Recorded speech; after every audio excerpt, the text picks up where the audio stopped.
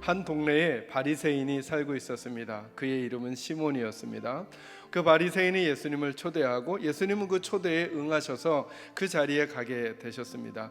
그런데 거기에 초대받지 않은 불청객 한 사람이 오늘 본문에 등장합니다. 그게 누구냐 하면 한 여인입니다. 근데 이 여인은 그냥 여인이 아니라 오늘 성경에 보니까 죄인이라고 이렇게 평가합니다. 근데 이 여인이 그냥 나오지 않습니다. 향유 옥합을 가지고 옵니다. 그리고는 예수님을 만나자마자 눈물로 그 발을 씻기기 시작합니다. 눈물로 자기 머리털로 예수님의 발을 닦아주었다고 합니다. 이상한 행동을 또 하죠. 그 발에 입을 맞추는 거예요, 여러분.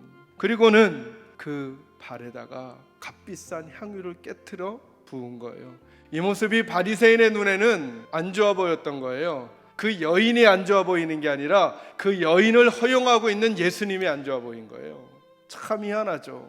여인도 희한하고 바리새인도 희한하고 그 상황을 그대로 허용하시는 우리 예수님도 이상한 본문이 오늘 본문이에요. 그런데 오늘 이 설교를 이끌어가면서 여러분에게 먼저 던지고 싶은 얘기는 그거예요. 똑같이 예수님을 만나는데 왜 이 바리새인의 행동과 이 여인의 행동이 이렇게 다를까라는 거예요.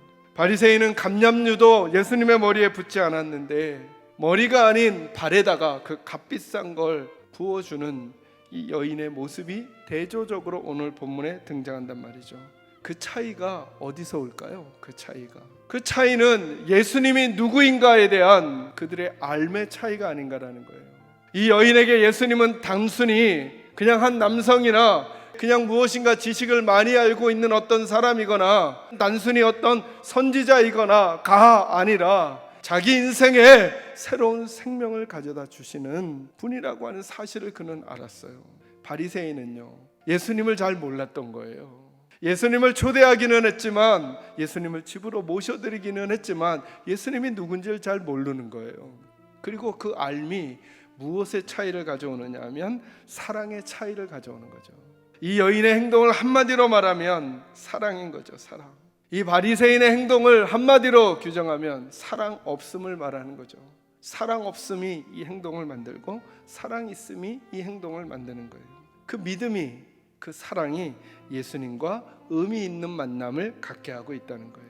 첫 번째로 사랑은 장애물을 넘어가는 것입니다.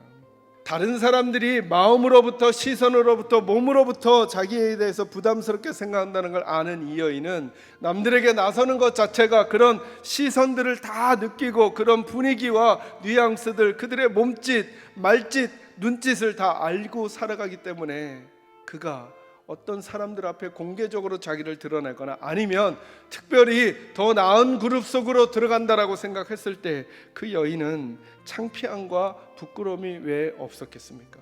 그런데 사랑은 그 장애물을 다 넘어가 버렸습니다. 그래서 저는 우리 사랑하는 계산자유교 식구들이 하나님 앞에 우리 모두가 드려야 할 최고의 선물은 사랑이 아닌가 싶은 거예요. 사랑이 있으면 그 장애물을 넘어갈 수 있는 것인데 사랑이 없기 때문에 그 장애물 앞에서 우리가 주저앉고 있는 것은 아닌가. 저는 다시 우리 사랑하는 계산자유교 식구들이 사랑을 회복하게 되기를 주의 이름으로 축원합니다. 여러분, 사랑의 특징이 뭘까 생각해 봤더니 사랑은 우리로 하여금 자꾸 오버하게 하는 거예요. 여러분, 이 여인 오버하고 있지 않습니까? 발을 닦는데 향유를 쓰고 있는 거예요. 그 값비싼 향유를. 근데 그걸 발에다가 붓는 거예요. 오버하는 거죠. 눈물로 발을 닦는 거예요. 입맞춤 한 번 하면 됐죠. 예수님에 대한 사랑의 반응 한 번 하면 됐죠. 그런데 몇 번을 머리를 조아리면서 예수님의 발을 따라가는 거예요.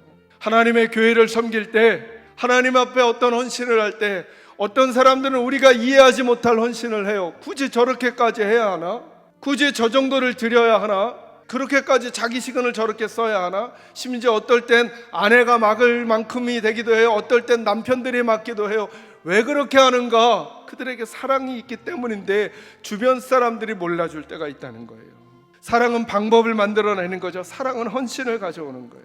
저는 우리 사랑하는 계산자유교 식구들이 나와 남이 다른 헌신을 하나님 앞에 보일 때, 혹은 내가 남보다 다른 헌신을 보이게 될 때 남과 나를 비교하는 게 아니라 나는 하는데 왜 당신은 안 하는가 라고 말하는 게 아니라 그건 너무 오바 아니야? 라고 함부로 판단하는 게 아니라 그들이 그리고 내가 예수님에게 어떤 태도와 자세를 가지고 있는지를 바르게 분별하는 지혜가 먼저 필요하다는 것입니다.